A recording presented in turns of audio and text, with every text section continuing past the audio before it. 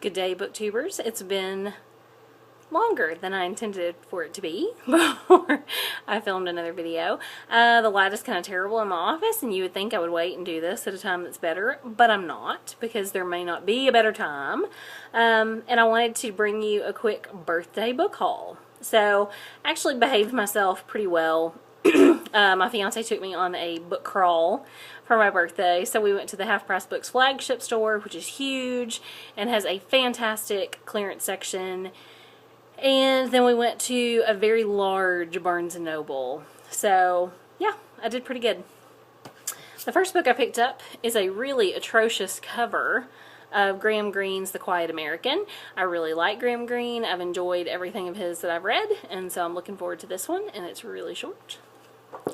Also picked up Away by Amy Bloom.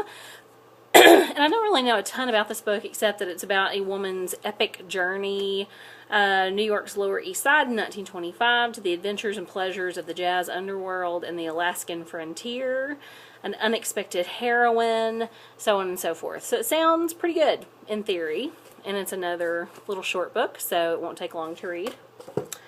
One of the books that I'm most excited about is Michael Chabon's Reading and Writing Along the, Maps and Legends is the title. The subtitle is Reading and Writing Along the Borderlands, and this is just supposed to be like Michael Chabon's love letter to reading and writing and books and the literary life and so on.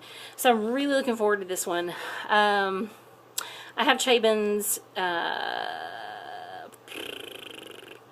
Cavalier and Clay, The Amazing Adventures of Cavalier and Clay, on my TBR, and it's been there for a while, and it's actually on my list of books that I really want to read before the year's up. And sometimes I find that if I'm scared or hesitant to dive into an author's writing, that it can really help to start with a memoir, and so I'm hoping this will get me really into Chabon's writing. Also picked up a copy of The Elegance of the Hedgehog by Muriel Barbary. This is a French novel in translation, and it is about an apartment building in Paris, I believe, and the residents that live there. In particular, a precocious young girl, and I want to say like the superintendent of the building or something. So yeah, this one is supposed to be a great book. Continuing on my Shirley Jackson kick for the year, you might remember that I've read We Have Always Lived in the Castle as well as The Haunting of Hill House this year. And so when I was in the store in Barnes & Noble, I happened to stumble upon Hangs a Man, and I definitely want to read this. It's about 17-year-old Natalie Waite.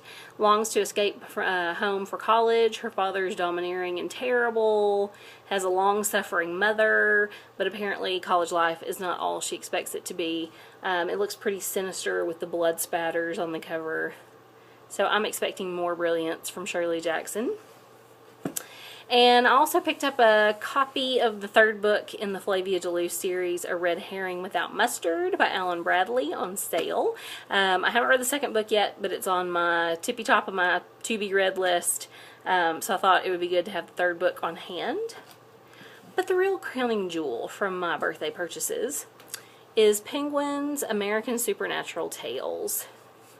And this is a beautiful hardcover compilation of American horror stories.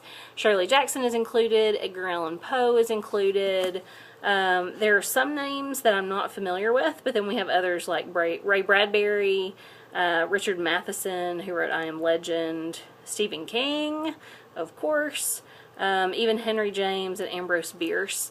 And so I'm really excited about this. And it's a really just a beautifully designed book. It has the fading edge on all the pages, and again, very sinister but very beautiful. So I'm excited. I've been eyeing these Penguin horror story collections for a while. They actually have a couple collections of stories, and then they have like Frankenstein is one of the editions, and I can't remember what else. So that's all I got for my birthday. The only thing I left out was a couple of books for my son. So I pretty well behaved myself. I figured it would be another like 21 books for $14, but I was good. I behaved. So yeah, that is my birthday book haul. Thank you for tuning in, and I'll see you soon. Bye.